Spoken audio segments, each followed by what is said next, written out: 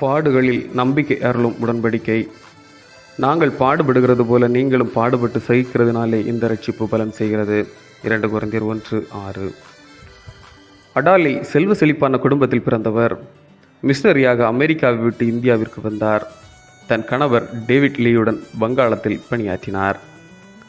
லீ குடும்பத்தின் 6 குழந்தைகளும் டார்ஜிலிங்கில் தங்கி படித்து கொண்டிருக்கும் போது ஏற்பட்ட அடைமழை, இடி, புயல், காற்று மற்றும் நிலச்சரிவினால் மண்ணடியில் புதையுண்டு போயினர். இந்த நிகழ்வு வங்காளத்தில் இருந்த ஆதரவற்ற குழந்தைகளை பாதுகாக்க வேண்டும் என்ற தாகத்தை ஏற்படுத்தியது. 1743-44 ஆண்டுகளில் வங்காளத்தில் ஏற்பட்ட பஞ்சத்தின் போது பசியினால் வாடிய 522 குழந்தைகளை அரவணைத்து ஆதரவளித்து அனைவருக்கும் உயர் கல்வி அளித்து உயர் பதவிகளில் பணியாற்ற உதவினார். உண்மை கிறிஸ்தவ வாழ்வு என்பது பாடுகளும் வலிகளும் இழப்புகளும் நிறைந்த ஒன்று. அது பஞ்சுமெத்தை அல்ல.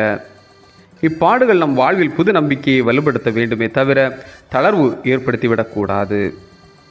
தப்பி பிழைப்போம் என்ற நம்பிக்கையற்று போகின்ற பாடுகளை பவுலடியார் சந்தித்த போதும் மரணத்தை வென்ற கிறிஸ்துவின் மேலுள்ள நம்பிக்கையில் சற்றும் அசைவு ஏற்படவில்லை. அது மற்றவர்களின் நம்பிக்கையையும் துளிர்விட செய்தது. பவுலாரின் அசைவுறாத அர்ப்பணமிக்க வாழ்வால் பாடுகளையும் பரம பாக்கியமாக ஏற்றுக்கொண்டார். மட்டுமல்ல, எந்நிலையிலும் அன்பை விட்டு பிரிக்க முடியாது என கூறினார். ரோமர் 8:35-37. நமது வாழ்வின் அனுதின பாடுகளில் நாம் கிறிஸ்துவில் கொண்டுள்ள நம்பிக்கை துளிர்விட்டு எழும்பட்டும். அந்த நம்பிக்கை நமக்கு விடுதலையறி மற்றவர்களின் நம்பிக்கையை துளிர்விடச் செய்யும்.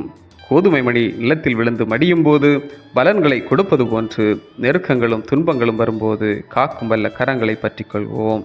அவர் நம்மை கைவிடாமல் காத்துக்கொள்வார். ஜெபம். நல் வாழ்வருளும் இறைவா, அச்சுறுத்தும் பாடுகளில் திருமைந்தரின் காயங்களை பார்த்து திடன்பெற தகுதிப்படுத்தும். ஆமேன். இந்த நாள் உங்களுக்கு இனிய நாளாக மலரட்டும்.